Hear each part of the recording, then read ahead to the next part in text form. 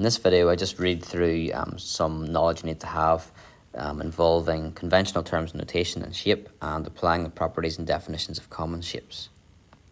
So these are things you're expected to know. If you're revising, you can cover it up and see if you can remember them yourself. I'll just read through them. Beginning with, just got some shape vocabulary and properties. An acute angle is less than 90 degrees. A right angle is exactly 90 degrees. An obtuse angle is greater than 90 but less than 180. A straight line or straight angle is exactly 180. A reflex is greater than 180 but less than 360. And a full turn or a full angle is 360 degrees.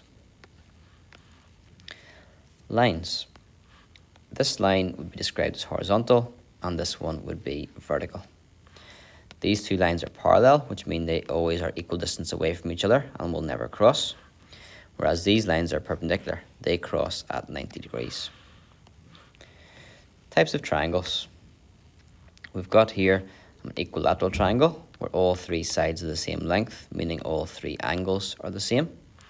An isosceles triangle where two sides are the same length, meaning these two angles will be the same size. And then a scalene triangle where all three sides are different length and all three angles will be different. Here we've got a triangle where all three angles are acute. Here we've got a triangle which is a right angle triangle, and here we've got a triangle with an obtuse angle. We wouldn't really refer to those triangles as acute, right, and obtuse, but they're there for you to see. Quadrilaterals. These are very useful and you're expected to know them. And actually the last objective on Pythagoras' theorem involved these properties, knowing them. So what are the properties? Let's look at a square first of all. A square has 4 equal sides. It has 4 right angles. The opposite sides are parallel, so these two are parallel and these two are parallel.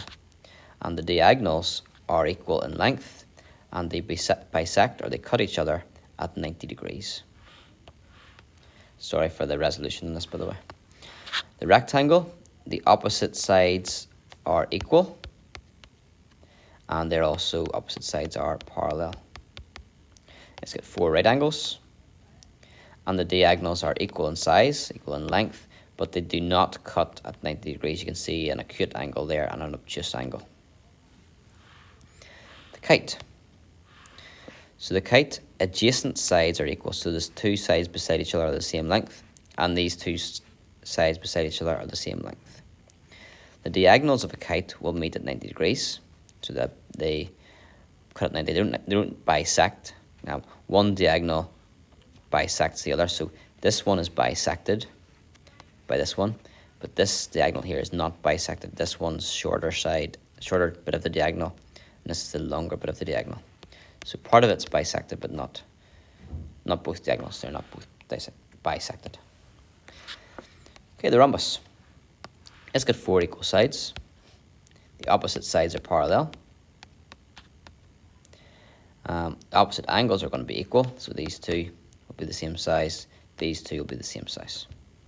The diagonals of a rhombus meet at 90 degrees, and the diagonals are bisected as well, so the diagonals are cut in half equally.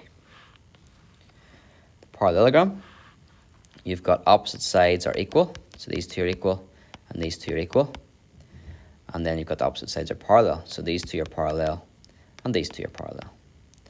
The opposite angles are equal like the rhombus, so this one equals this one, and then this one will be the same size as this one.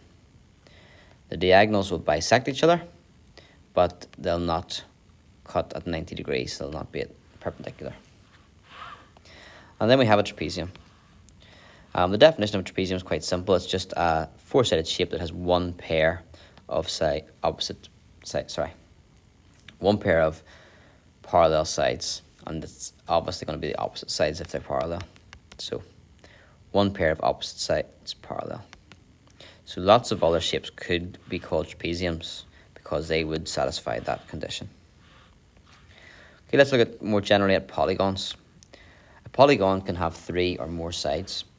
So a regular polygon is one where all sides are equal length and all internal angles are equal. So we've got our equilateral triangle, our square, regular pentagon, regular hexagon, regular heptagon, and regular octagon. If it's not regular, it's called irregular. And any polygon that is not regular is irregular. So this is the number of sides on a scope, but you can see the sides are never necessarily of equal length, and the angles then correspondingly are not of equal size. And finally, line symmetry and rotational symmetry. We've got the square here, which has got 1, 2, 3, 4 lines of symmetry, and if you've turned it 360 degrees, it would fit itself 4 times, which means its order of rotational symmetry is 4. The rectangle has 2 lines of symmetry, and if you turn it 360 degrees, it would fit itself twice, so its order of symmetry is 2. The rhombus has 2 lines of symmetry, order of rotation 2. The kite only has 1 line of symmetry, order of rotation 1. Because its order of rotation is only 1, it only fits itself once when you do a full turn, you would say, even though it's got an order of rotation 1, it has no rotational symmetry. The parallelogram has no lines of symmetry, and its order of rotation is 2. Equilateral triangle has 3 lines of symmetry, order of rotation 3. An isosceles trapezium, that means like a trapezium that's sort of got equal sides either side of it. It's got order of rotation 1, but it's got 1 line of symmetry. A normal trapezium that's not isosceles could have no lines of symmetry.